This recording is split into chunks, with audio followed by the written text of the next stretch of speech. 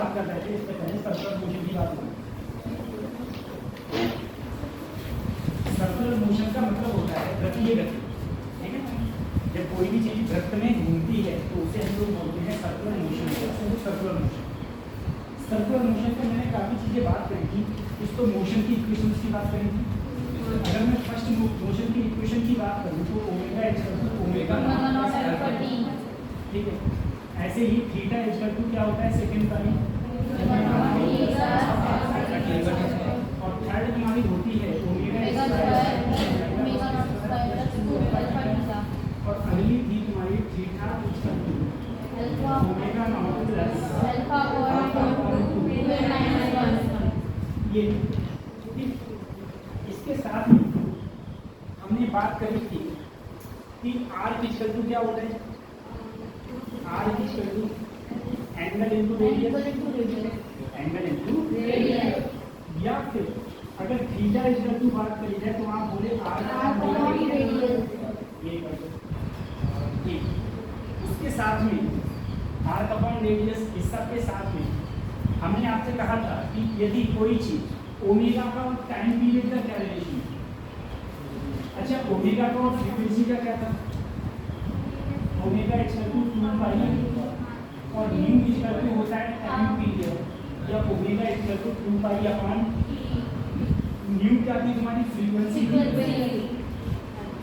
हिंदी में इसे आवृत्ति बोलते हैं।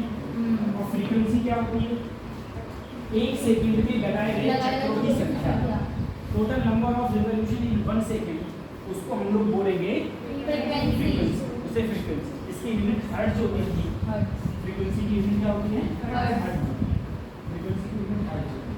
अगर मुझे फ्रीक्वेंसी पता है और मुझसे ओमेगा पूछा तो मैं ऐसे लिखा होगा। उसके बाद में मैंने तुमसे कहा था रेडियल एक्सेलरेशन या फिर सेंट्रीपिटल एक्सेलरेशन, केंद्रीय रेडियल एक्सेलरेशन या सेंट्रीपिटल एक्सेलरेशन फार्मूला होता था v² या फिर r ओमेगा ये होता है। मैंने तुमसे कहा था linear velocity and angular velocity का एक रिलेशन होगा, ठीक है। लीनियर वेलोसिटी मतलब रेखीय गति और कोणीय गति, तो b इक्वल टू क्या होता था r ओमेगा। ऐसे ही मैंने एक्सेलरेशन का भी निकलवाया था, ठीक है। तो अल्फा इक्वल टू एक्सेलरेशन का क्या था, a इक्वल टू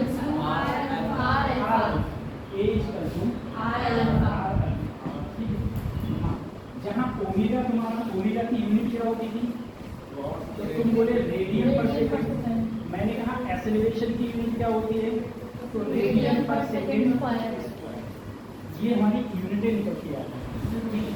उसके बाद में मैंने आपको टेंजेंटल एक्सेलरेशन निकलवाया था, ठीक है। टेंजेंटल एक्सेलरेशन का जो फार्मूला था AT इक्वल क्या, वो आर अल्फा ही था, क्या था आर इंटू अल्फा, ठीक है। और टेंजेंटल एक्सेलरेशन जो होता है वो हमेशा और हमेशा रेडियस जो होती है, रेडियस के कैसे रखा है परपेंडिकुलर अगर लगेगा तो लास्ट टाइम पे हम जो बात कर रहे थे हमने कहा कि मान लो ये रेडियस है R, इस पर अगर टेंजेंटल एक्सेलरेशन की बात आए तो सर 80 इधर लगेगा, 80 इधर लगेगा। और मैंने तुमसे कल उस दिन कहा था कि अगर ये इधर ही घूम रही है, इसी डायरेक्शन में ये रोटेशन कर रही है, वेलोसिटी एक्स की ओमेगा और ए की भी अगर उधर ही लगेगा तो जो वेलोसिटी होगी या ओमेगा होगा वो क्या होगा इंक्रीज होगा। अगर दोनों सेम डायरेक्शन में जिधर मेरा घूम रहा है कोई चीज और उधर ही क्या लगने लगे एक्सेलरेशन लगने लगे, वो भी कौन सा टेंजेंटल एक्सेलरेशन लगने लगे, तो जो वेलोसिटी होगी कौन सी velocity angular velocity, angular velocity वो क्या होगी इंक्रीज होगी, एंगुलर वेलोसिटी इंक्रीज। अगर सेम डायरेक्शन जिस डायरेक्शन में घूमना है उसी डायरेक्शन में अगर टेंजेंटल एक्सेलरेशन लगने लगे, टेंजेंटल एक्सेलरेशन या टेंजेंटल एक्सेलरेशन लगने लगे तो हम ये कहेंगे कि एंगुलर वेलोसिटी इंक्रीज हो। लेकिन यदि ऐसा हुआ कि जिस डायरेक्शन में ये घूम रहा है, ठीक है, घूम रहा है इधर, लेकिन टेंजेंटल एक्सेलरेशन कहाँ लग रहा है नीचे, अगर अपोजिट डायरेक्शन में टेंजेंटल टेंजेंटल एक्सेलरेशन लगेगा तो इसकी जो एंगुलर वेलोसिटी होगी, इसकी जो एंगुलर वेलोसिटी होगी वो डिक्रीज, एंगुलर वेलोसिटी क्या होगी? डिक्रीज, ठीक है, तब उसकी एंगुलर वेलोसिटी डिक्रीज। लेकिन यदि ऐसा कहा जाए,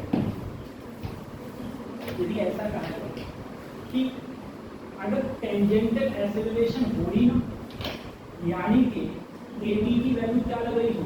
0, यानी कि टेंजेंटल एक्सेलरेशन लग ही नहीं रहा। अगर टेंजेंटल एक्सेलरेशन नहीं लगेगा तो उस कंडीशन में एक ही कंडीशन है कि उस कंडीशन के लिए ओमेगा एक प्रकार से तुम्हारा क्या हो जाएगा? कांस्टेंट हो जाएगा, यानी कि किसी भी चीज में वृद्धि, मतलब जो उसकी एंगुलर वेलोसिटी है, एंगुलर वेलोसिटी, वो एंगुलर वेलोसिटी क्या रहेगी? कांस्टेंट रहेगी, एंगुलर वेलोसिटी कांस्टेंट। अगर तुमसे कहा है कि बताओ क्या AT 0 हो सकती है? हो सकती है। AT 0 होगी जब यूनिफॉर्म एंगुलर वेलोसिटी होगी, यूनिफॉर्म एंगुलर वेलोसिटी। तुमसे कहा जाएगा कि AT अगर पॉजिटिव है, यानी कि जिस डायरेक्शन में घूम रहे हैं इसी डायरेक्शन में AT लगा, तो हम कहेंगे कि वहाँ पर वेलोसिटी इंक्रीज होगी, और अगर अपोजिट डायरेक्शन में लगेगा तो अपन लोग बोलेंगे वेलोसिटी डिक्रीज होगी। क्या ऐसा हो सकता है कि रेडियल एक्सेलरेशन 0 हो जाए? यानी कि मैंने कहा AR या फिर AC 0 हो जाए, ऐसा हो सकता है? तो ऐसा कभी नहीं होगा, ठीक है। क्यों? क्योंकि हमने खुद पढ़ा है कि जो हमारा फार्मूला होता है AR का, ये AC का जो फार्मूला होता है वो होता है V²/R या फिर R ओमेगा, ये फार्मूला होता है। और अगर खुद बने बताओ, अगर वेलोसिटी ही 0 होगी या ओमेगा ही 0 होगा, इन दोनों में से कोई चीज अगर 0 हो भी गई तो क्या ये घूमेगा? जब ये चीज घूमेगी ही नहीं तो वहां पर सर्कुलर मोशन ही नहीं होगा। तो सर्कुलर मोशन अगर है तो रेडियल एक्सेलरेशन या सेंट्रीफ्यूगल एक्सेलरेशन तो होगा ही होगा, ठीक है, होगा ही होगा। लेकिन तुम्हारा जो ये वाले एक्सेलरेशन है, जैसे टेंजेंटल एक्सेलरेशन, ये तुम्हारा 0 पॉजिटिव या फिर नेगेटिव हो सकता है, लेकिन कभी भी रेडियल एक्सेलरेशन 0 नहीं हो सकता, क्योंकि रेडियल एक्सेलरेशन तभी 0 होगा जब वेलोसिटी 0 होगी, और किसी चीज की जब वेलोसिटी ही 0 हो जाएगी तो वो घूमेगा ही नहीं, और घूमेगा ही नहीं तो वो सर्कुलर मोशन होगा ही नहीं। सीधी बात है, अगर घूमेगा ही नहीं कोई चीज तो सर्कुलर मोशन होने का सवाल ही पैदा नहीं होता, ठीक है। ये चीज जीरो जब जैसे पंखा समान गति से चल रहे हैं तो अभी क्या है, इसमें लग रहा है एक्सेलरेशन 0, तो क्या मानेंगे हम लोग? अगर बंद कर देंगे, बंद करके फिर बंद करेंगे तो ये धीरे धीरे घटने लगेगा, तो टेंजेंटल एक्सेलरेशन क्या हो जाएगा? डिक्रीज हो जाएगा, ठीक है। और अगर करंट रुक जाएगा, फिर ऑन करेंगे तो क्या होगा? ये हमने सब कुछ दिन बता ही दिया था सैटरडे को ये सब बता दिया, खाली हल्का देखने के लिए रह गया था, बाकी सब समझा दिया। उसके बाद अगर नेट एक्सेलरेशन की बात है,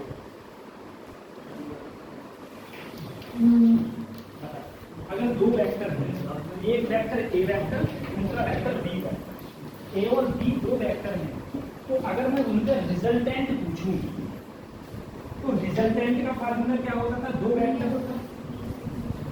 वेक्टर का रिजल्टेंट का फार्मूला क्या होता?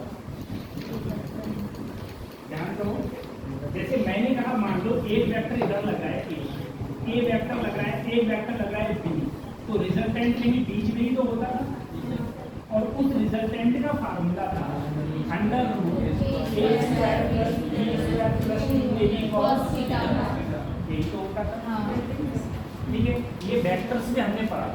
अगर मैंने कहा A और B के बीच का एंगल ही 90 हो जाए, यानी कि अगर थीटा की वैल्यू क्या हो जाए? 90, अब cos 90 की वैल्यू क्या होती है? 0,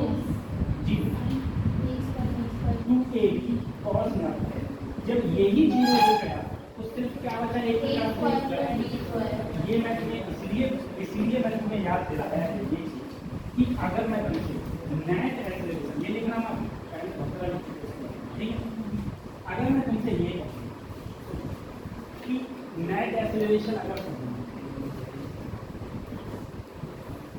नेट तोड़ने की बात अगर आए, अगर कोई चीज ऐसे घूम रही है, ठीक है, टेंजेंटल एक्सेलरेशन जो होगा, अगर होगा तो हमेशा रेडियल के 90 डिग्री पर होगा। रेडियल के 90 डिग्री पर। रेडियल कहाँ है? इधर। यह सेंट्रीपिटल कहाँ है? अंदर। सेंट्रीपिटल फोर्स, केंद्रीय बल कहाँ लगा है? अंदर। केंद्रीय त्वरण, केंद्रीय त्वरण अंदर। और टेंजेंटल कहाँ लगा है? यहाँ। अगर मान लो मेरी कोई भी बॉडी यहाँ, कोई बॉडी कहाँ होती? यहाँ। वो घूमते घूमते यहाँ से कहाँ पहुँची?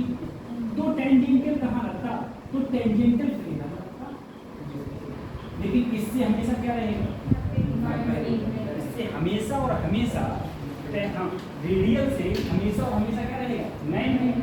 तो तुम्हारा 80 इधर लगता। अब मैं तुमसे कहूँगी इनके बीच में एंगल हमेशा क्या रहता है? 90। अब एक एक्सेलरेशन इधर है, एक एक्सेलरेशन इधर, यानी कि एक वेक्टर इधर, एक वेक्टर। तो इन दोनों का अगर रिजल्टेंट की बात आएगी तो रिजल्टेंट कहाँ लगेगा? दोनों का बीच में।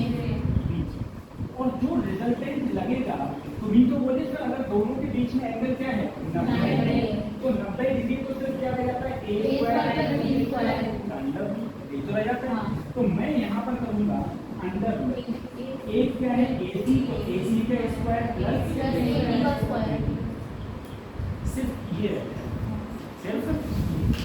अब अगर बात आए, मान लो नेट तो इधर लगा है, ये नेट रेडियल से कितना एंगल बना है? मान लो मेरा एंगल का अब तुम एंगल कैसे? एंगल जो हमेशा हम देखते हैं, बताओ tan थीटा क्या होता है? लंब बटे आधार, perpendicular upon base, perpendicular upon base. अगर मैंने ये अल्फा लिया तो परपेंडिकुलर क्या है इसका? यही तो होगा। और ये इसका मतलब इधर वाली डायरेक्शन, और बेस कौन सा हो गया? ये वाला। तो जो tan अल्फा हो जाएगा, tan अल्फा वो हो जाएगा 80 अपॉन 80। ये एंगल कहाँ से? ये एंगल है रेडियल से नेट के बीच में। इसके बीच में रेडियल एक्सेलरेशन और नेट के बीच के, जो नेट है उसके बीच का जो एंगल है वो आया है tan अल्फा बराबर 80 अपॉन 80। 80 अपॉन 80। ठीक है।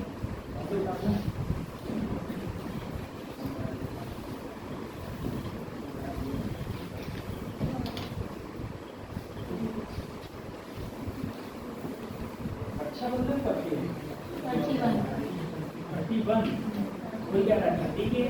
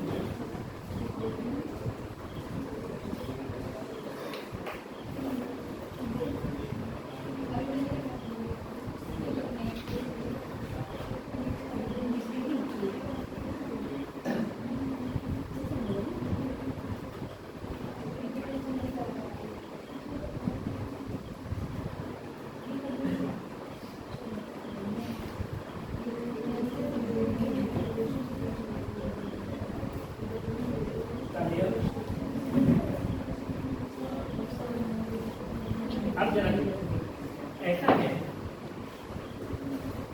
अगर मैं फोर्स की बात,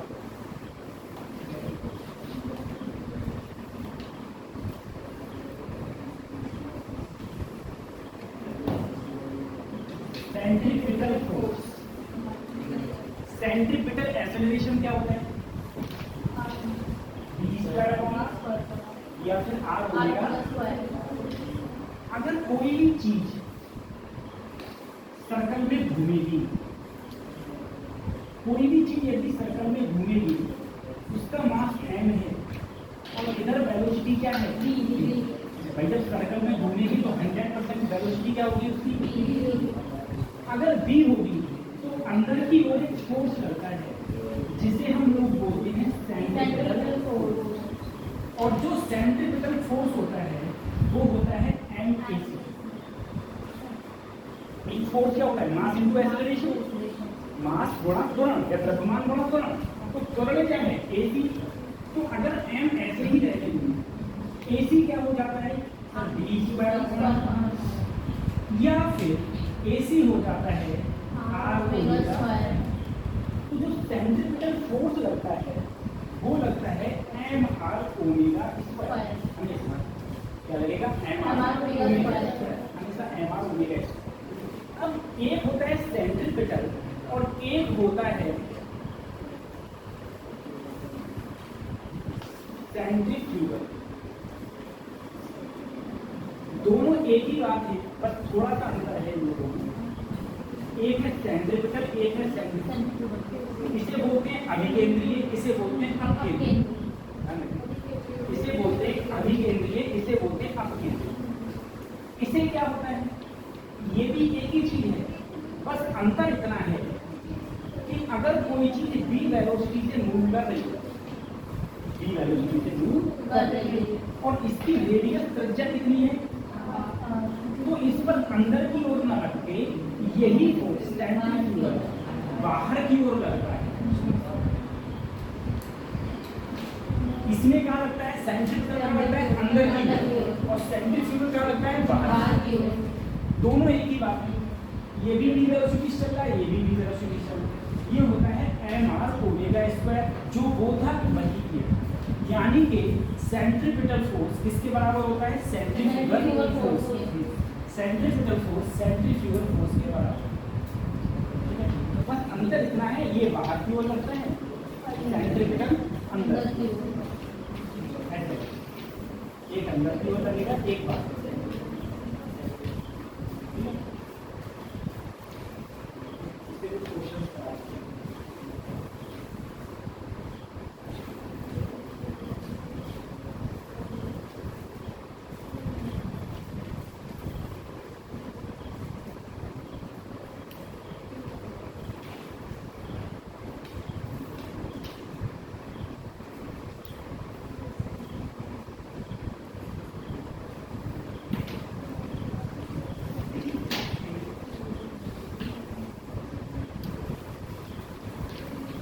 क्वेश्चंस करना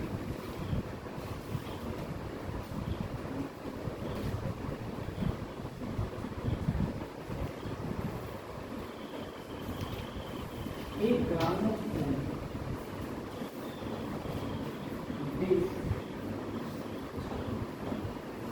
rotates at 60 rpm if point of mass 18 gram is placed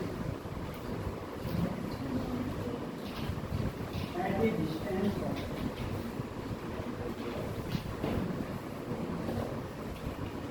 from the center.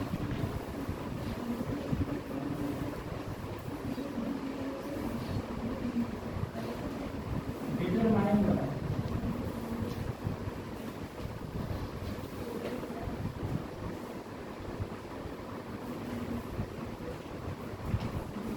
Centrifugal, हमको सेंट्रीफ्यूगल फोर्स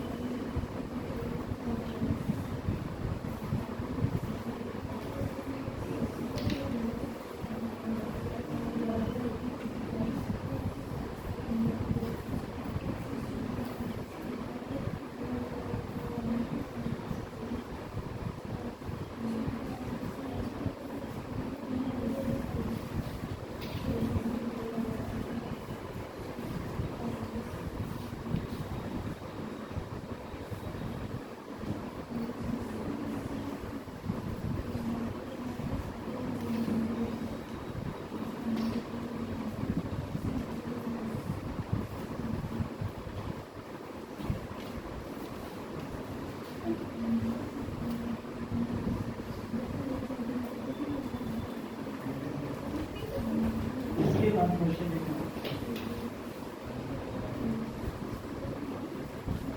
एक कार ट्रैवल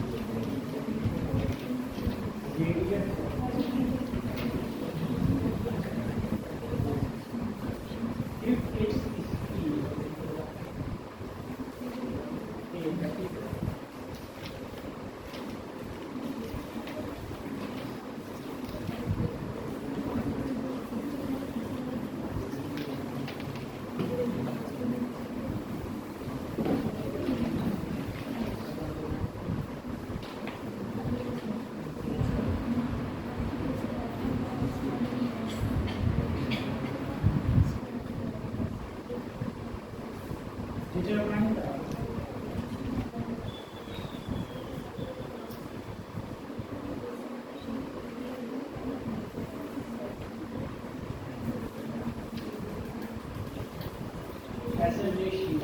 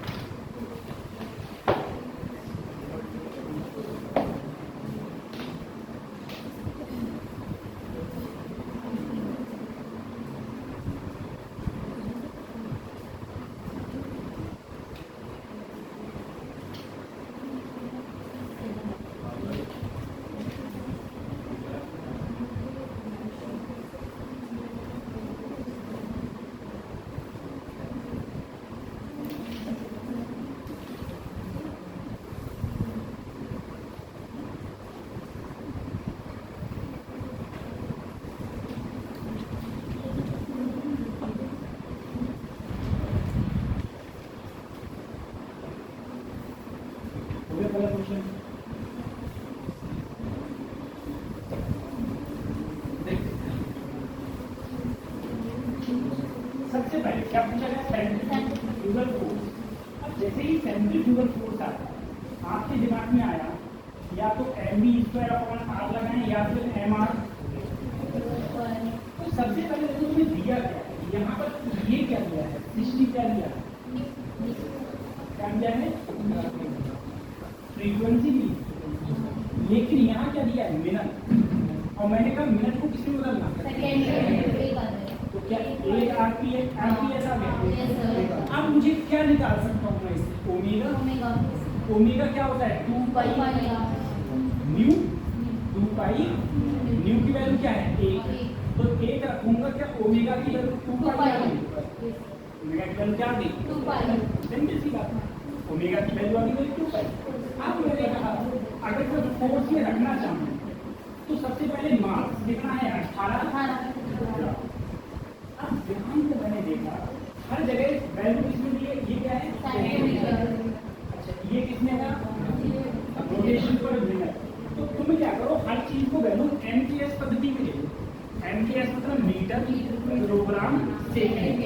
अगर मैं किलोग्राम को 18 ग्राम को किलोग्राम में बदलूं तो 18 गुणा 10 की घात -3, 18 गुणा 10 की घात -3। 1 ग्राम में कितना होता है, 1 गुणा 10 की घात -3। तो 18 में कितना होगा, 18 गुणा 10 की घात -3। ठीक है, अब मुझे बताओ उसके बाद में क्या आया, बताओ मैं कितनी दूर रखा हुआ है, 8 सेंटीमीटर। सेंटीमीटर का मतलब हो गया 8 गुणा 10 की घात -2। इस सेंटीमीटर को भी किसने बदला, मीटर, और साथ में क्या है ओमेगा स्क्वायर। ओमेगा की वैल्यू क्या है 2 पाई, इसका स्क्वायर करेंगे तो क्या आ जाएगा 4 पाई स्क्वायर। इसको तुम सॉल्व कर लो, आंसर कितनी आएगा न्यूटन, आंसर आएगा न्यूटन। ठीक है, यूनिट क्या होती है फोर्स की, न्यूटन। अगर एमटीएस पढ़ती भी है तो हमारा क्या होगी न्यूटन, और सीजीएस के तो क्या होता है डायन। ठीक है, क्योंकि न्यूटन में जो होता है 1 न्यूटन इक्वल टू 10 की पावर 5 डायन होता है, लेकिन डायन किसकी यूनिट है सीजीएस की, और न्यूटन किसकी यूनिट है, न्यूटन तुम्हारी एमटीएस पद्धति में भी करता है। ठीक है, ये होता है।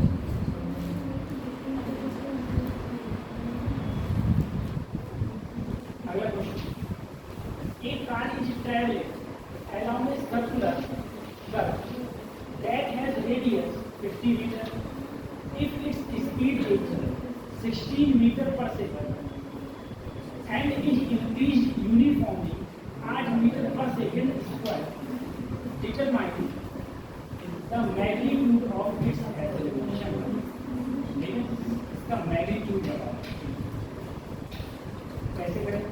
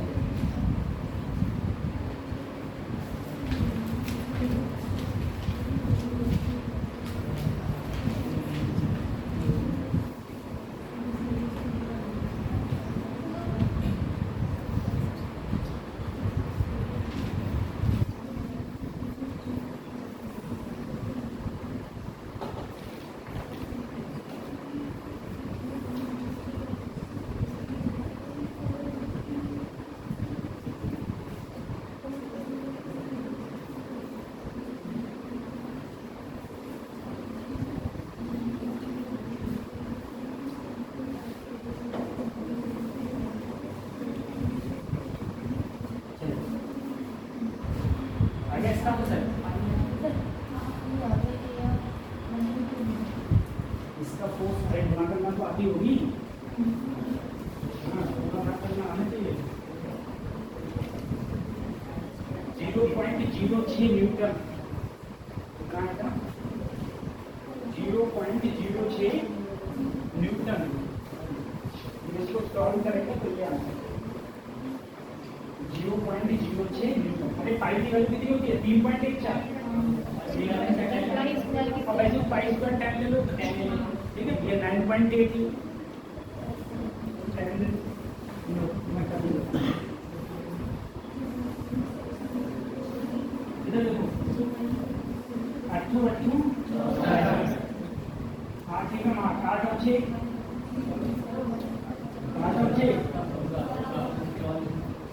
8 चौक, ये क्या हो गया 10, और 10 की घात क्या हो गया माइनस, 3 और 2 क्या हो गया -5। ठीक है, अब देखो 144 की 32 से करोगे, ऐसे करोगे 2 4 दूनी 2 एकम 4 3 एकम,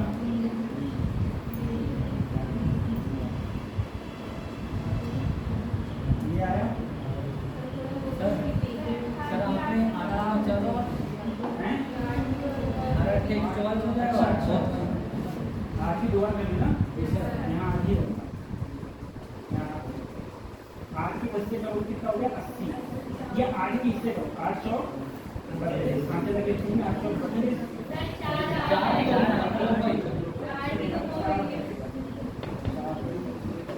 4 चौक 16 के 6 आते लगा 1 4 चौक 16 17 4 के 4 और 1 5। ठीक है, ये आ गया 10 से गुणा करें तो ये आ गया 10 की घात माइनस।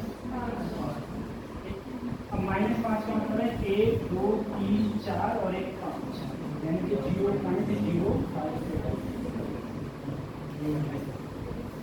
ठीक है। अब इस क्वेश्चन को आगे, इस क्वेश्चन में ये कहा गया बच्चों, सबसे पहले कोई भी चीज एक सर्कुलर पाथ पे मूव कर रही है, कोई कार, ये सर्कुलर पाथ, यहाँ पर मान लो कोई कार मूव कर रही है, इसकी जो रेडियस है वो है 50 मीटर। इसमें नेट देखो, अगर जब ये चल रही थी तो इसकी वेलोसिटी कितनी आएगी, 16 मीटर। तो मुझे बताओ, अगर तुमसे नेट एक्सेलरेशन पूछा है तो नेट एक्सेलरेशन का जो फार्मूला तुम लोगों को पता है, ठीक है, under root AC square plus, ठीक है। सबसे पहले तो अगर मैं AC निकालूं तो सेंट्रीपिटल एक्सेलरेशन के लिए मुझे पता होना चाहिए v स्क्वायर अपॉन या फिर r ओमेगा स्क्वायर। लेकिन मुझे उस पॉइंट पर वेलोसिटी पता है, यानी कि v की वैल्यू पता है, v की वैल्यू पता है, तो v की वैल्यू पता है, यानी कि 16 का स्क्वायर अपॉन 50, रेडियस 50 ही तो है। अब 16 कितने होते हैं, 256 बटे ये कितनी वैल्यू आई, अब बात करिए सर 80 क्या होगा, तो मुझे बताओ 80 था क्या। अरे एक्सेलरेशन ही तो था, कौन सा एक्सेलरेशन, जो इंक्रीज कर रहा था, और यहाँ पर इंक्रीज क्या कर रहा है, तो ये क्या हो गया 80, ये हो गया 80। तो 80 की वैल्यू आई अपनी 256 अपॉन का प्लस 8 का। अब मान लो तुम देखो, तुम कैलकुलेशन में फंस रहे हो, अब इस कैलकुलेशन को कैसे सॉल्व करो, तो सबसे सिंपल तरीका बताऊंगा, कैलकुलेशन कर दो। तुम कभी एग्जैक्ट मत करो, एग्जैक्ट जाओगे तो कैलकुलेशन में फंस जाओगे, 1 मिनट मिलता है चेंज हो जाएगा। हाँ, तो क्या करना है, सबसे पहले 50 को 256 से भाग, तो 50 पंजे 250, 50 पंजे 250, तो यहाँ पर मान लो कितना आया 5, और यहाँ 55, दोनों को जोड़ो कितना आएगा, 5 4 6 2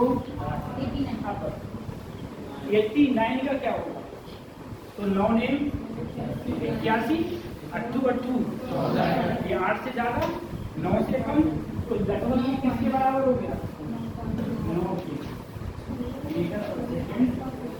4 ऑप्शंस में देख लो जो 9 के पास है भैया, ठीक है, बिल्कुल सिंपल तरीके ऐसे कैसे करोगे, ऐसे करोगे तो दिक्कत ना जाएगी, सिंपल ठीक है।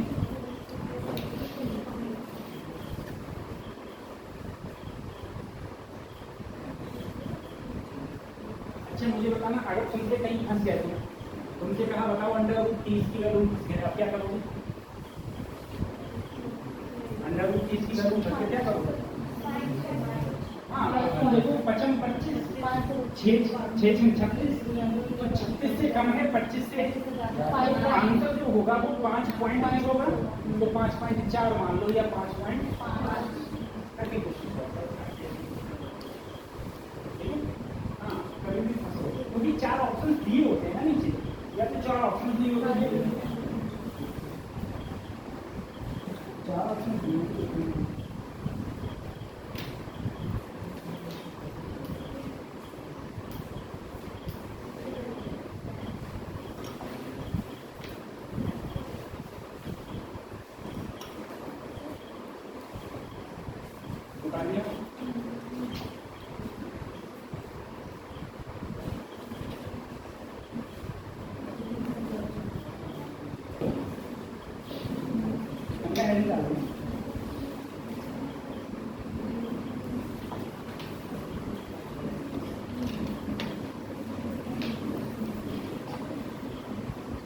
Circular turning of,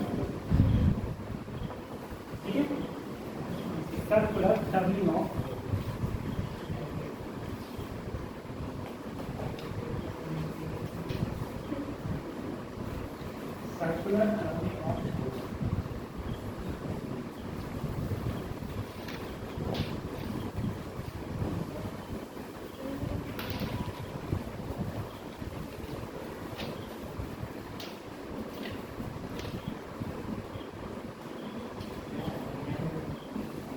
R in a plain road. Plain road कौन सा होता है? जो हमारे गलियां होती हैं, जो हमारे गांव में गलियां होती हैं, ये सब कैसी हैं? प्लेन। क्या है? प्लेन। तुम खुद अनुमान लगाओ इस चीज का कि तुमने जो ये हाईवे देते हो, ठीक है, तो जैसे पीलीभीत वाला हाईवे, जब तुम वो बांसुरी चौराहा है, कौन सा चौराहा है वो? जेएमबी चौराहा है। जो जेएमबी चौराहे से इधर के लिए बरेली के लिए मुड़ते हैं, तो आप कभी भी ध्यान करना कि उसकी एक साइड ऊंची है, एक साइड नीची है। ध्यान करना, एक साइड ऊंची रहती है, एक साइड क्या रहती है? नीचे। ठीक है, मैं यहाँ पर अभी जो बात कर रहा हूँ वो उस प्लेन की बात कर रहा हूँ जो तुम्हारे घर में सड़कें होती हैं, गाँव में सड़कें होती हैं। गाँव में थोड़ी नहीं होती है, एक सड़क ऊपर होती है, एक सड़क नीचे होती है, एक साइड में वो कैसी होती है? प्लेन। तो वही मैंने कहा कार तुम्हारी टर्न हो रही है कैसे रोड पर, और कभी भी कार तभी चलेगी जब फ्रिक्शन अगर फ्रिक्शन प्रेजेंट नहीं होगा तो तुम ही नहीं चल सकते, तो क्या क्या चलेगी? ठीक है, तो अब जरा सोचो कि एक ऐसी टर्न रोड है, प्लेन है और ऐसी है टर्न है। अगर प्लेन है और यहाँ पर कोई कार तुम्हारी टर्न ले, कोई कार तुम्हारी टर्न ले, ठीक है, ऐसे कार घूम रही, टर्निंग अगर घूम रही है तो इसकी कुछ ना कुछ रेडियस तो होगी सर। रेडियस का मतलब कोई दिक्कत नहीं सर, रेडियस अगर यहाँ पर कुछ ना कुछ रेडियस है, इसका एमजी भी लगा होगा और इसका क्या होगा? नॉर्मल भी होगा, नॉर्मल भी लगा होगा और तुम्हारा एमजी भी। अब तुमसे कहा जाए सर एमजी यहाँ लगा होगा, तो एमजी भैया खुद बताओ, ऐसे दिखा नहीं सकते आप। जैसे मान लो ये तुम्हारा रोड है, ठीक है, ऐसे मुड़ रही है गाड़ी, ऐसे मुड़ रही है, ठीक है, प्लेन मानना ऐसे ऐसे कितने होता है। अब जब ये गाड़ी मुड़ रही है, ऐसे मुड़ रही है, ऐसे मुड़ेगी तो एमजी कहाँ लगेगा? नीचे। क्योंकि एमजी का होता है वजन होता है, तो वजन हमेशा कहाँ लगता है? नीचे। तो अगर मैं इसमें एमजी की बात करूंगा तो एमजी एक प्रकार से क्या मैं ऐसे दिखा दूं नीचे की और एमजी लगा, ठीक है, एमजी कहाँ दिखा दिया? अब तुम ये मत कहना सर पहियों के नीचे से लगेगा, पहियों के नीचे से लगेगा, तो मैं इधर दिखा नहीं सकता ना। 2D और 3D में यही अंतर होता है। अब मान लो ये है गाड़ी, नीचे क्या लग रहा है? एमजी। ये ऐसे मुड़ रहा है, अगर ये ऐसे मुड़ेगी तो नीचे लग रहा है एमजी में, जब ये मुड़ेगी, ठीक है, तो एक क्या लगेगा? नॉर्मल। एक क्या लगेगा? अब नॉर्मल लग रहा होगा, ठीक है, और अगर जब ये घूम रही है तो अंदर की ओर एक फोर्स लग रहा होगा जिसे हम क्या बोलेंगे? और एक बाहर की ओर फोर्स लग रहा होगा जिसे हम क्या बोलेंगे? mv²/r। अगर दुनिया में यदि कोई भी चीज घूमेगी, दुनिया में यदि कोई भी चीज घूमेगी तो उस पर एक फोर्स लगता है जिसका नाम है mv²/r, जिसे हम बोलते हैं सेंट्रीपिटल फोर्स, ठीक है, सेंट्रीपिटल। और बाहर की ओर जो फोर्स लगता है उसे क्या बोलते हैं? Centrifugal force. अच्छा, क्या इसमें फ्रिक्शन भी होगा? फ्रिक्शन कितना होगा? फ्रिक्शन हमेशा क्या लगता है? न्यू। फ्रिक्शन हमेशा क्या लगता है? न्यू। तो फ्रिक्शन जो होगा, फ्रिक्शन फोर्स वो लगेगा इस पर न्यू। फ्रिक्शन फोर्स जो लगता है,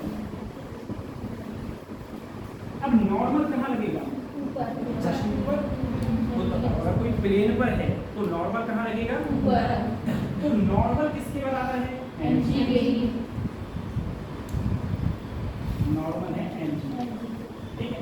और जो इन पहियों के बीच में जो ये घूम रही है, इसके कारण जो फ्रिक्शन फोर्स है वो बराबर होगा mv²/r, ठीक है। फ्रिक्शन फोर्स होगा mv²/r। अगर मैं इसमें n की जगह mg लगाऊं तो एक इक्वेशन ये और एक इक्वेशन ये, अगर मैं दोनों इक्वेशन से देखा जाए तो fs की जगह रखना मैंने μmg, यहाँ हो गया mv²/r, m से तो b की वैल्यू आ गई, b² की वैल्यू आ गई, μrg या वेलोसिटी आ गई अंडर रूट।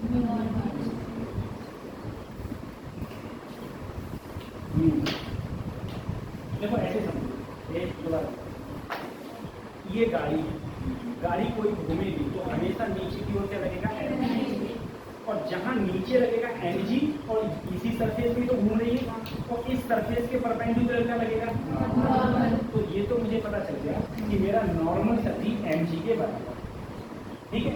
और मैं ये अच्छी तरीके से जानता हूँ कि फ्रिक्शन फोर्स हमेशा म्यू एन, फ्रिक्शन फोर्स क्या होता है, तो अगर मैं यहाँ पर n की जगह mg तो क्या हो जाएगा म्यू एन, सही है, ये बात हो। अब मैं बात करता हूँ, देखो अगर ये चीज ऐसे घूम रही है, अगर ये ऐसे घूम रही है तो घूम किसके कारण रही है, फ्रिक्शन, फ्रिक्शन के कारण घूम रही है, तो बाहर की ओर ऐसे घूमी, अगर कोई चीज ऐसे ऐसे घूमी तो बाहर की ओर लग गया सेंट्रीफ्यूगल फोर्स, जो क्या लग गया mv²/r, और इसके जो पहिया है, ऐसा थोड़ी नहीं पहिया नहीं घूमे, पहिया भी तो घूमे, और जो पहिया घूमे हैं और पहिया के पीछे की ओर क्या लगा है फ्रिक्शन फोर्स, पीछे की ओर लगाए। जैसे कोई भी, जैसे मान लो इसके पीछे कोई ये पहिया है, ये पहिया ऐसे थोड़ी नहीं, पहिए भी तो ऐसे घूमे लोग, तो जितना जितना इधर की ओर mv²/r लगेगा वो बराबर होगा जो फ्रिक्शन फोर्स लगा है पहियों के बीच, पहिए और ग्राउंड के बीच, इसके बराबर होता है। और फ्रिक्शन फोर्स कितना लगता है, फ्रिक्शन देखो अंदर की ओर फ्रिक्शन फोर्स ऐसा है, तो इधर क्या है mv²/r, तो वेलोसिटी का फार्मूला आया मेरा v=√μr, ठीक है। आप लोगों को सिर्फ इतना याद करना है कि यदि कोई प्लेन रोड है, कोई प्लेन रोड के कारण जो वेलोसिटी का फार्मूला होता है वो आता है √μr, ये तुमसे मैकेनिज्म नहीं पूछा, ठीक है। सिर्फ तुम्हें ये याद करना है क्या होता है μrg, लेकिन एक और बात, ये मैक्सिमम वेलोसिटी, ये वेलोसिटी में कौन सी है, ये मैक्सिमम वेलोसिटी है, यानी कि अगर तुमने घूमते हुए तुम कोई भी सड़क पर अगर घूम रहे हो, सड़क पर घूम रहे हो, तो जो तुम्हारी मैक्सिमम वेलोसिटी है वो है √μrg, और जो तुम्हारी वेलोसिटी होनी चाहिए या तो वो कम हो या फिर वो बराबर हो μrg से, तुम्हें सेफ चलने को, नहीं तो तुम गिर जाओ, ठीक है। अगर इससे ज्यादा वेलोसिटी हुई तुम्हारी किसी भी मोड़ पर, कैसी मोड़ है, प्लेन रोड, अगर प्लेन रोड पर μrg से ज्यादा वेलोसिटी हुई तो तुम गिर जाओगे, कम होगी नहीं गिरोगे, कम होगी तो नहीं गिरोगे, लेकिन ज्यादा हो गई इससे √μrg से तो गिर जाओगे। म्यू तो तुम जानते हैं फ्रिक्शन होता है, आर भी तुम जानते हैं क्या होता है, आर क्या होता है रेडियस, ठीक है। कौन सी रेडियस, जिस रेडियस पर तुम घूम रहे हो, जिस रेडियस पर तुम घूम रहे हो वो है रेडियस, और जी तो सब जानते ही हैं जी क्या होता है, ठीक है, जी सब लोग जानते हैं। तो बस एक ही बात याद रखनी है, प्लेन रोड पर कार की मैक्सिमम स्पीड कितनी होनी चाहिए, μrg, इससे ज़्यादा ना हो, कम हो चलेगा, इससे कम होगा तो चलेगा, लेकिन बस इससे ज़्यादा नहीं, ज़्यादा हो जाएगा तो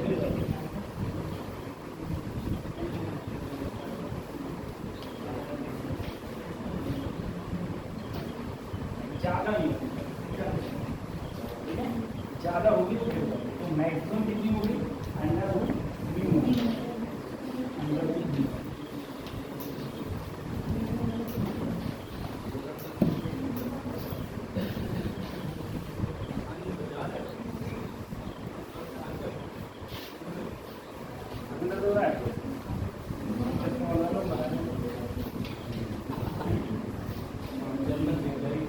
हो गया। कार इन्हें प्लेन, अब इसके बाद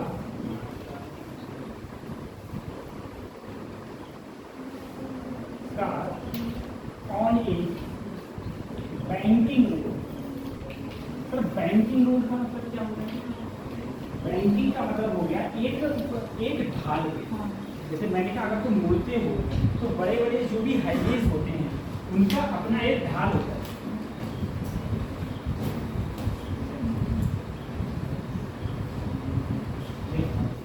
तुमने जो हाईवेज देखे होंगे उनका कुछ ना कुछ एक ढाल होगा, एक तरफ उठा हुआ होगा, एक तरफ इस तरफ। अब यहाँ पर यहाँ पर मान लो एक कार है,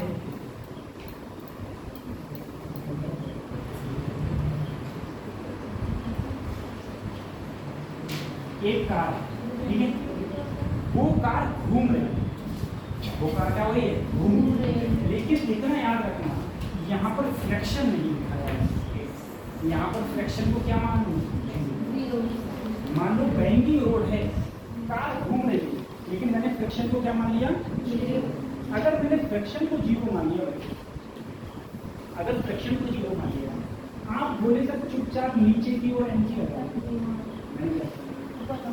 आप बोले नॉर्मल, तो नॉर्मल बोले इधर लगाओ, सही है नॉर्मल इधर, क्योंकि नॉर्मल हमेशा प्लेन के कैसे लगेगा, और एनजी लगता है धरती के। आप बताओ, अगर मैं जितना एंगल, ये जितना एंगल एन को इधर ले जाऊंगा, क्या बन जाएगा, एन कॉस थीटा, सही। अब जरा सुन, एन को इधर लाऊंगा और जब ये घूम रही है तो एन भी ठीक है। तो अगर एन कॉस थीटा किसके बराबर है, सबसे पहले एन साइन थीटा बराबर है एन बी स्क्वायर अपॉन, और एन कॉस थीटा किसके बराबर है, एन से N tan theta B square upon, तो वेलोसिटी आ गई,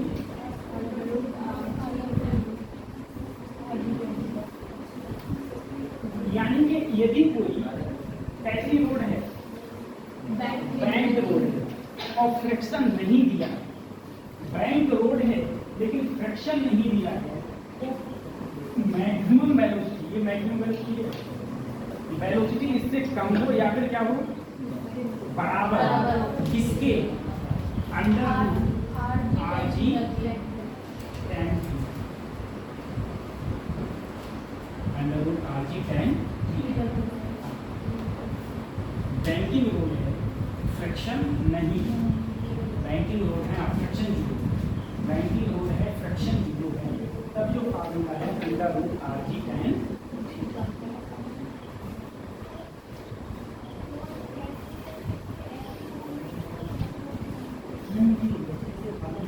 मोड़, तो मोड़ पे हम लोग ऐसे घूम के जाना है, ऐसे घूम के जाना है, तो जितना वो ऐसा कर्व हुआ उसका वो क्या हो गया, रेडियस।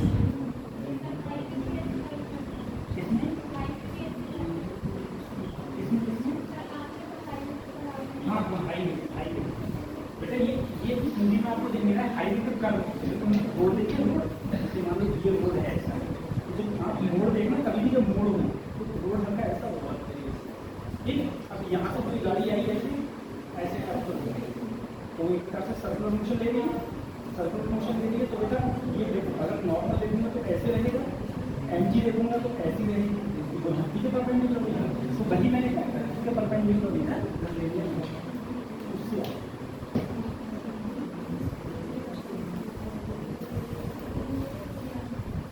प्लेन रोड के लिए वेलोसिटी का formula under root mu R. Bank road है, फ्रिक्शन नहीं, बैंक रोड है, फ्रिक्शन नहीं है, वेलोसिटी का formula under root R G tan, under root R G tan, ठीक है।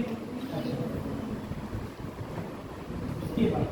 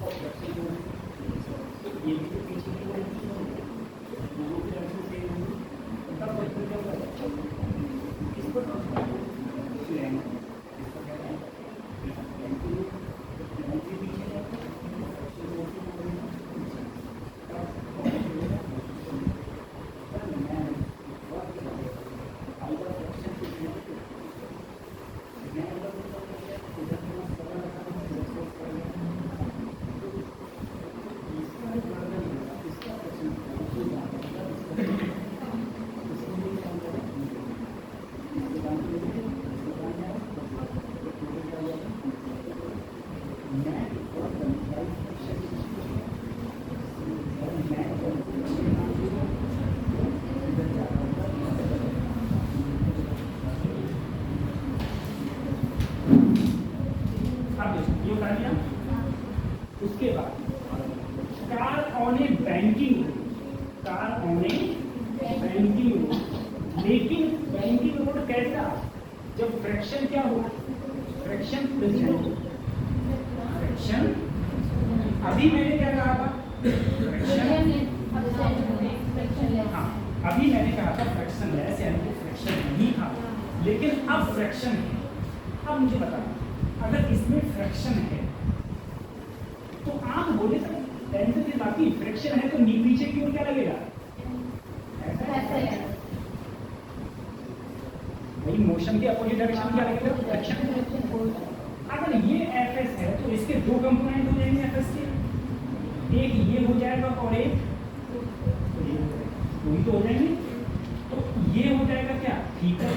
तो एफएस आके इधर क्या बन जाएगा, एफएस, और नीचे क्या हो जाएगा। अब तभी जो फ्रैक्शन, अब जो इक्वेशन है वो चेंज हो गई। ऊपर की ओर पहले फोर्स क्या लगा था और नीचे क्या लगा था, लेकिन अब नीचे की ओर एक और लग गया, एफएस टाइम। अब देखो इधर की ओर क्या लग रहा है, एम साइन थीटा प्लस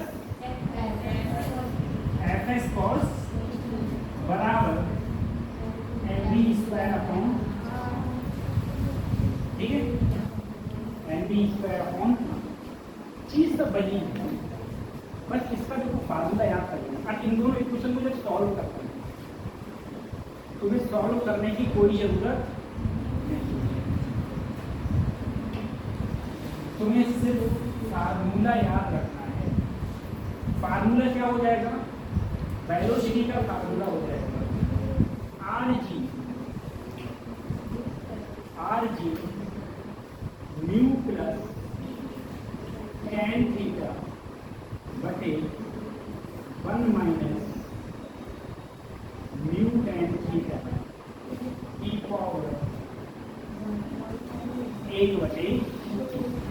इन दोनों इक्वेशन को जब हम लोग सॉल्व करेंगे, सॉल्व करके मैक्सिमम वेलोसिटी का जो फार्मूला आता है वो आता है R G mu plus tan theta बटे 1 माइनस म्यू, यानी कि मैक्सिमम वेलोसिटी ये।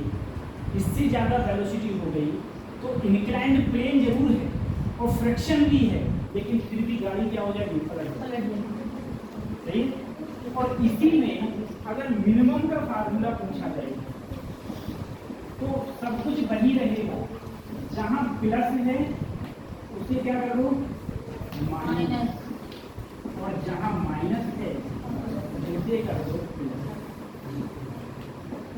ये किसका फार्मूला है, मिनिमम, और ये फार्मूला नीट में डायरेक्ट फार्मूला पूछा तो आप ये तभी बता सकते हो जब आप फार्मूला याद किए होंगे। अगर आपको फार्मूला याद नहीं है तो आप ये क्वेश्चन को किसी प्रकार से वो इतना बड़ा डेडिकेशन नहीं लगा करते रहोगे, समझिए। फार्मूला याद हो तो बता दोगे, अदरवाइज नहीं।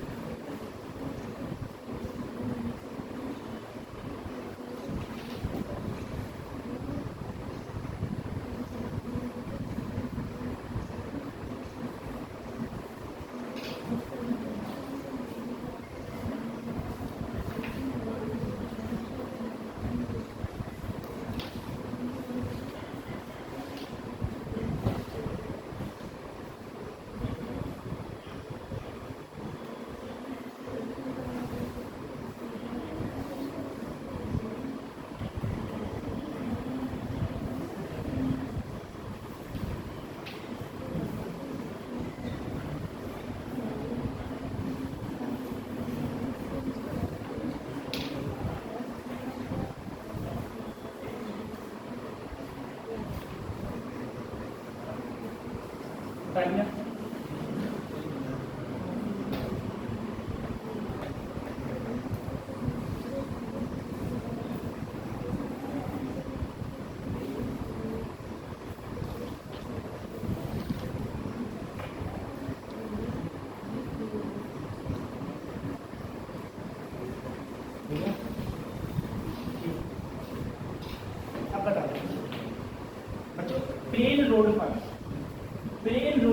फ्रैक्शन के कारण मैक्सिमम वेलोसिटी का फार्मूला क्या है? कार का plain under root mu one. Bank road पर, कैसा रोड है? बैंक रोड पर फ्रैक्शन अपसेंट है, तो वेलोसिटी का फार्मूला क्या होगा? RG tan theta. अब मैंने कहा बैंकिंग रोड है, कैसी रोड है? बैंकिंग रोड है, तो उस बैंकिंग रोड पर फ्रैक्शन म्यू है, तो मैक्सिमम वेलोसिटी का फार्मूला क्या होगा? RG mu plus tan theta upon 1 minus mu tan theta की पावर 1/2 की पावर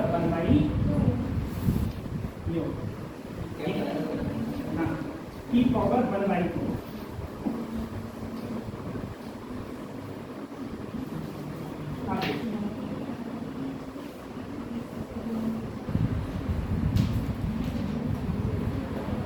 बाइंडिंग ऑफ साइकिलिस्ट,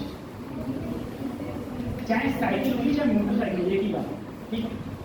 कोई भी साइकिल वाला बंदा होगा चाहे कोई भी मोटरसाइकिल वाला बंदा होगा, हमेशा ध्यान रखना अगर वो किसी भी मोड़ पर मुड़ेगा तो वो कुछ ना कुछ झुकेगा जरूर, नहीं झुकेगा तो गिर जाओ 100%, ठीक है? या तो तुम्हारी स्पीड इतनी स्लो है, या तो स्पीड इतनी स्लो कि तुम कभी भी झुको, ठीक है? अगर भाई हाँ वही तो, अगर कोई भी अगर उस पर आज भी चलाएगा साइकिल या मोटरसाइकिल, हाँ तो मोड़ पर झुकेगा जरूर, ठीक है? नहीं झुकेगा तो कभी झुक जाएगा, ये सही है। अब सर इसमें आपने कहीं बैंकिंग को नहीं लिख पाया, कार में बैंकिंग को लिख पाया। बेटा कार में बैंकिंग का मतलब ये होता है उसका एक पहिया इधर होता है, एक पहिया इधर अगले वाला, उनके बीच में क्या आ गया? काफी डिफरेंस आ गया, ठीक है? साइकिल का पहिया ही इतना बड़ा होता है, उसमें बेचारे में क्या प्लेन लगाओगे तुम? इंक्लाइंड प्लेन क्या लगाओगे या क्या एंगल लगाओगे, ठीक है? तो उसके लिए ऐसा एंगल ऊपर कुछ लेते हैं साइकिल के, हम लोग कार के लिए लेते हैं। तो बताओ अगर थोड़ा सा भी ढाल है ऐसे रोड पर तो कार का तो ढाल आ जाएगा, साइकिल का क्या ढाल आएगा, ठीक है? इसलिए साइकिल के लिए कोई हम बैंकिंग रोड नहीं है। तो अगर मैं कहूँ बैंडिंग ऑफ साइकिल, मान लो कोई एक मीटर धरती है, इस धरती पर मुड़ रहा है कोई साइकिल वाला बंदा, ये पहिया है, ये साइकिल का पहिया है, ठीक है? अब साइकिल का पहिया है, अगर मैं कहूँ यहाँ कहीं वो धुरा भी होगा साइकिल का, नीचे की ओर हमेशा क्या लगेगा? ठीक है? नॉर्मल कहाँ लगता है? जो सरफेस अटैच है प्लेन से, उसका परपेंडिकुलर। बेटा यहाँ पर पता है ये सरफेस अटैच है, तो ऐसे नहीं है, इस टाइप इधर रहेगा नॉर्मल, ठीक है? इधर खुद बताओ कोई भी पहिया अगर है अटैच, ठीक है? कोई पहिया अटैच तो वो ऐसे है, देखो जैसे मान लो अपन अगर ऐसे अटैच, ठीक? तो नॉर्मल इधर तो नहीं, उस साइड इस साइड, और कोई भी पहिया अगर मुड़ रहा है, कोई भी पहिया मुड़ रहा है तो इस टाइप का हो गया, तो उसका एक प्रकार से प्लेन क्या आ जाएगा? अगर तुम इसका लो, देखो बेटा ये है, अगर तुम इसका प्लेन लोगे, इसका प्लेन कुछ ऐसे बन जाएगा, और इसका परपेंडिकुलर इधर की ओर हमेशा, क्योंकि इनका पहिए का धुरा होता है, उस साइड क्या होगा इसका? नॉर्मल।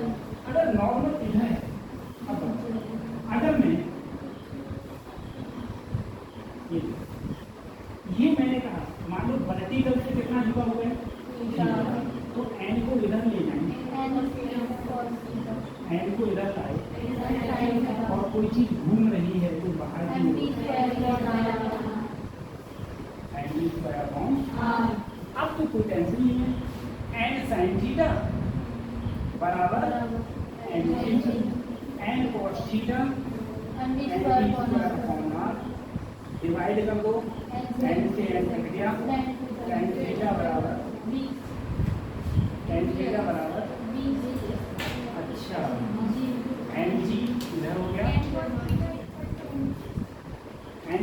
थीटा इक्वल टू, अच्छा हाँ एन cos थीटा किसके हैं, और ये है एम बी स्क्वायर अपॉन, तो एन से एन कट गया तो आया बी स्क्वायर अपॉन, वेलोसिटी आ गई under root R G tan. ये इससे पहले भी कहीं आया था, ये इससे पहले कहाँ आया था, बैंक रोड पर, लेकिन कैसा बैंक रोड, फ्रैक्शन फ्रैक्शन क्या हो, और साइकिलिस्ट के लिए भी यही फार्मूला है, ठीक है। साइकिलिस्ट के लिए भी क्या है, B equal to under root R G tan, अभी तो और भी आएगा दो जगह, फ्रैक्शन फ्रैक्शन प्रेजेंट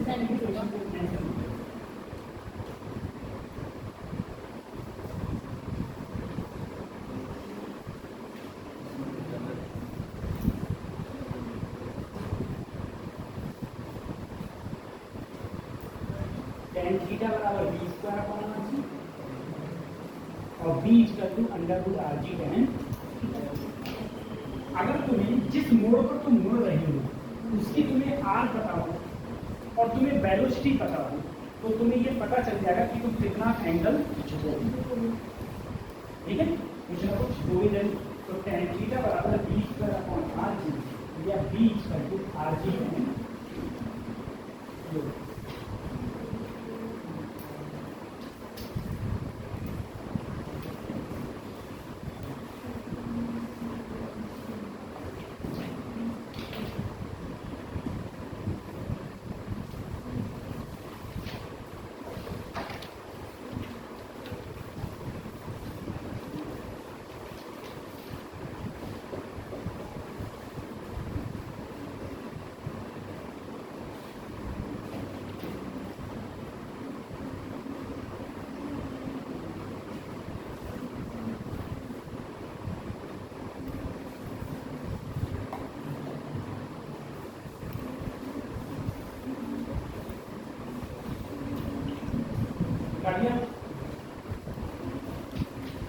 आगे आगे पड़ेगा कोनिकल पेंडुलम। देखो बेटा कोनिकल पेंडुलम क्या होता है, एक चीज ऐसे स्थिर है, ये स्थिर है, अब मैंने क्या किया, ये स्थिर है, कुछ ऐसे एंगल दिया, अच्छा बता ये छोड़ दिया, ये क्या है पेंडुलम, कौन सा सरल सिंपल, लेकिन यदि ये ऊपर वाला स्थिर है, ऊपर वाला मान लो स्थिर है और ये ऐसे घूम रहा है, इसे बोलेंगे कोनिकल क्या बोलेंगे। अब बताओ नीचे के लिए सर्कल रोटेशन कर रहा है, नीचे किसका रोटेशन कर रहा है, सर्कल का रोटेशन कर रहा है, इसे बोलेंगे कोनिकल पेंडुलम। तो ये तुम्हारा कोनिकल पेंडुलम, ठीक है, तो हेडिंग आपको कोनिकल पेंडुलम।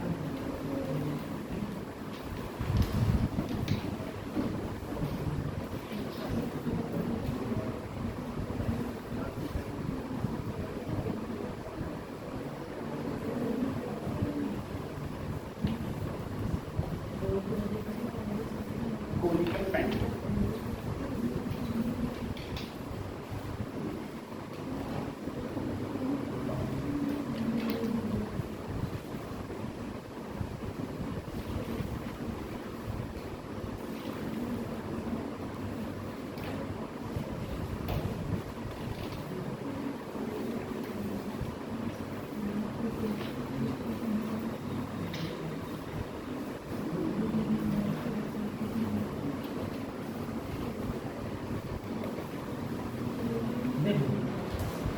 कोई भी मास है वो स्टार्टिंग में यहाँ था, चाहे तो इससे डायरेक्ट कर दो तब भी कोई दिक्कत नहीं, ठीक है, चाहे तो डायरेक्टली तब भी कोई दिक्कत नहीं। तो ये मास इस टाइप से तो मोशन करता है, अभी बताया। तो अगर ये मोशन करेगा, ये स्प्रिंग में टेंशन क्या होगा, अब बताओ इसका नीचे क्या लगा होगा, एन। अगर मैं इसको ये सीधा करूँ तो ये जेड बनना है, जितना एंगल ये उतना एंगल तो टी को अगर इधर लाऊं, थीटा की तरफ लाऊंगा तो टी को इधर लाऊंगा और ये घूम रहा है तो कुछ वेलोसिटी है तो हाँ, और जिस रेडियस से घूम रहा है यहाँ से लेके यहाँ तक जो ये दूरी है यही तो आ रहे इसी रेडियस से तो घूम रहा है, इसी रेडियस से। तो अगर बात करी जाए तो टी साइन थीटा किसके बराबर है और टी कॉस थीटा किसके बराबर है?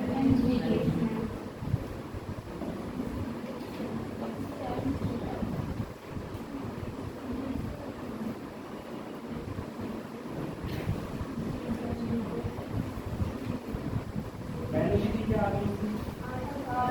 अंडरवुड आर जी टेन, ठीक है। अब सोचो R G tan theta under root R G tan theta किसकी वेलोसिटी है? सबसे पहले प्लेन रोल फ्रिक्शन जीरो, तो वेलोसिटी का फार्मूला अंडरवुड आर जी। दूसरी बार कहाँ आया? बैंडिंग साइकिल, साइकिल का बैंडिंग हो रहा है तब भी वेलोसिटी का formula under root R G tan. Conical pendulum velocity का formula under root R G tan, ठीक है। ये फार्मूला तीनों के लिए सेम फार्मूला है। इसके टाइम के लिए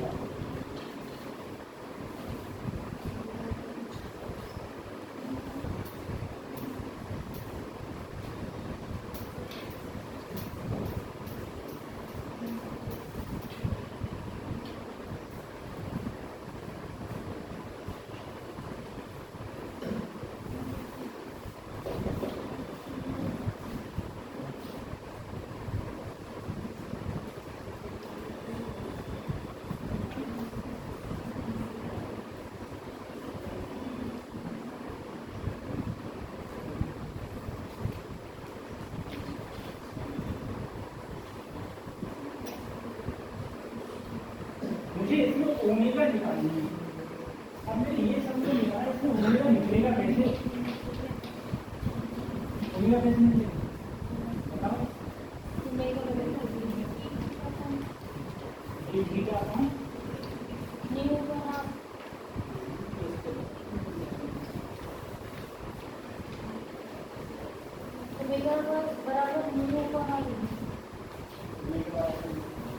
बेटा ओमेगा बराबर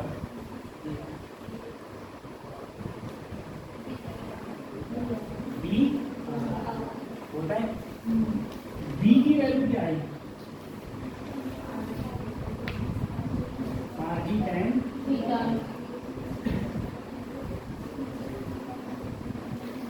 बी इक्वल टू होता है R omega. B equal to क्या होता है? ओमेगा बराबर बी अपॉन और बी की वैल्यू मैंने रखी R G tan theta upon. अगर कहीं भी अंडरवुड में आर नहीं है तो इसका मतलब है इसे हम दो बार अंडरवुड आर लिख सकते हैं, इसे दो बार लिख सकते हैं, ठीक है। जैसे आर है, आर का मतलब है under root R into under root R बनेगा। तो एक अंडरवुड से जब एक अंडरवुड गया तो ऊपर बचा जी टेन थीटा, नीचे क्या बचा? आर हो गया। अब मुझे अगर इसमें टाइम पीरियड निकालना है, टाइम पीरियड का मतलब क्या है? टाइम पीरियड का मतलब है एक चक्कर लगाने में लगा समय।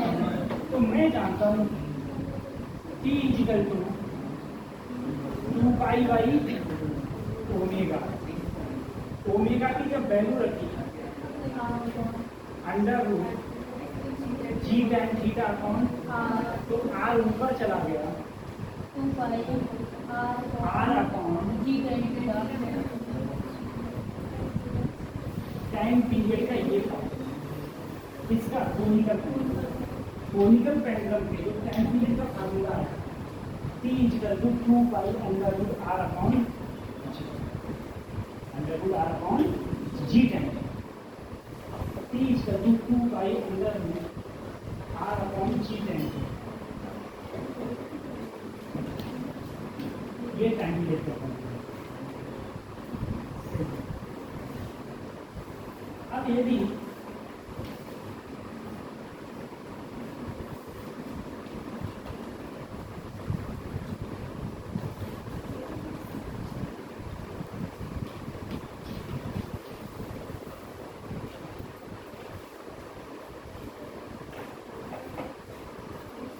अगर इसकी लेंथ, ये कितनी लेंथ है एल और ये कितनी है आर, यही तो आर है, और ये एंगल क्या है थीटा। मैं कुछ ऐसा करूँ इस आर को खत्म करके एल ले लूँ, आर क्या हो गया, क्या आ जाए। तो ऐसी चीज देखो जिससे कि ये क्या है परपेंडिकुलर, ये क्या है हाइपोटेन्यूज, यानी कि लंब, और ये क्या है कर्ण। तो लंब और कर्ण किसमें होते हैं, लंब और कर्ण किसमें होते हैं, साइन थीटा में। तो साइन थीटा बराबर लंब, लंब है आर, कर्ण क्या है। तो अगर मैं आर की वैल्यू लूंगा तो क्या लिखूंगा एल साइन, क्या लिखूंगा आर की वैल्यू क्या लिख सकता हूँ एल साइन।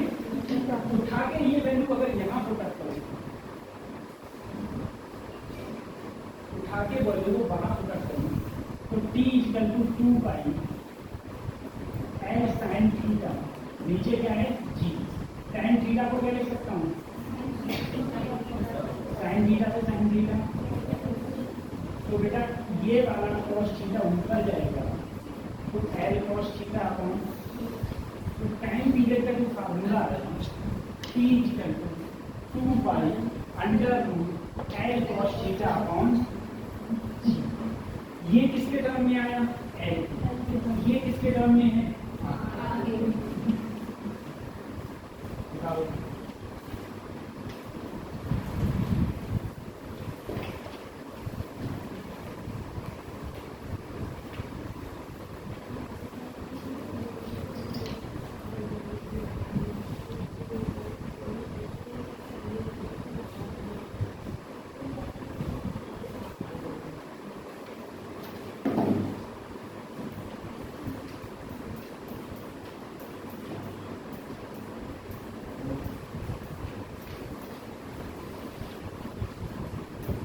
कर लिया आप पीछे ऐसे बैठे रहो, टेंजेंशियल एक्सेलरेशन का फार्मूला क्या होता है,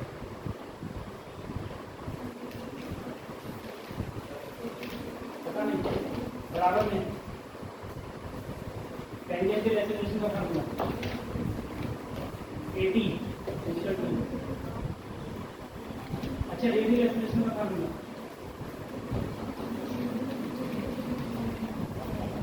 दूसरा बताओ, बेंडिंग ऑफ साइक्लिस्ट के लिए वेलोसिटी का फार्मूला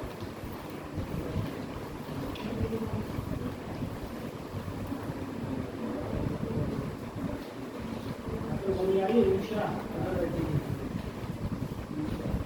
ये बता आधी घंटी अंदर को डाल दीजिए हैं अंदर को ठीक चलो तुम लगाओ ठीक। हाँ आप बताओ प्लेन रोड पर कोई कार मूव कर रही है, मैक्सिमम वेलोसिटी का फार्मूला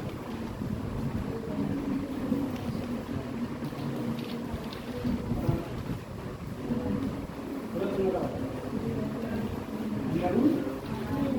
अंदर रूट आधी घंटे का प्लेन रोड पर तुम बताओ प्लेन रोड पर वेलोसिटी का फार्मूला क्या होता है, ये बता under root mu R G, under root mu are.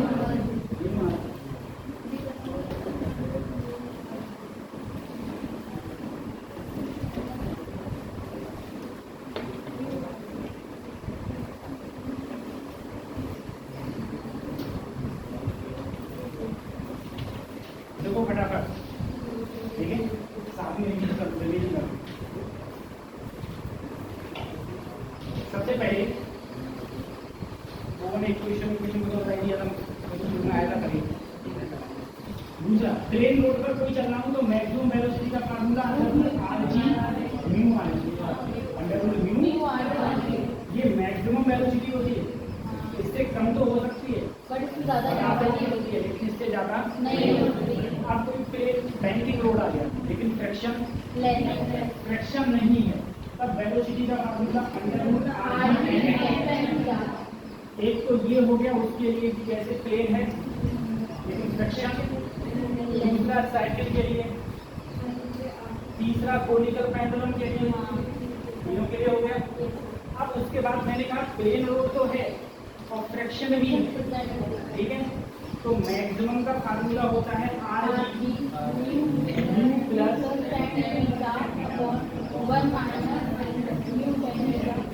E power half, E power ये मैक्सिमम के लिए होता है। अगर मिनिमम की बात आएगी तो नीचे ऊपर माइनस ये हो जाता है। कोनिकल पेंडुलम में अगर मुझे रेडियस के लिए नीचे आर है, नीचे क्या है रेडियस, आर के टर्मोलॉजी में टाइम पीरियड पूछा जाएगा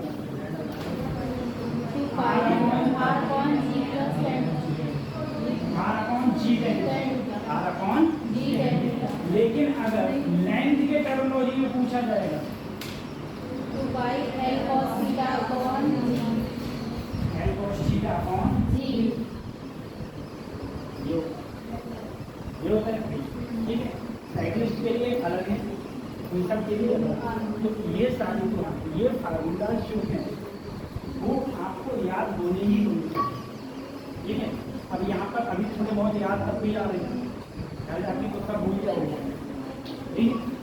और घर जाके सब भूल जाओगे। कल हम लोग इसके क्वेश्चन की बात करेंगे, ये जो अभी सारे फार्मूला ले पाए डेरिवेशन करवाए थे, एक प्रकार से फार्मूला समझाएंगे। कल बात जो होगी वो इसके क्वेश्चन की बात होगी और बात होगी बच्चों वर्टिकल प्लेन में कोई चीज मोशन कर रही है। जो क्वेश्चन पूछा जाता है, जो क्वेश्चन मैक्सिमम नीट ने पूछे हैं वो वर्टिकल प्लेन से ही पूछे कि कोई चीज वर्टिकल प्लेन में मोशन करेगी तब उसकी वेलोसिटी क्या होगी, तब उसकी डायरेक्शन क्या होगी, क्या वेलोसिटी होगी वो वर्टिकल प्लेन में मोशन कर सकती है। हाँ, कृपया करके कभी ना करें, सही है।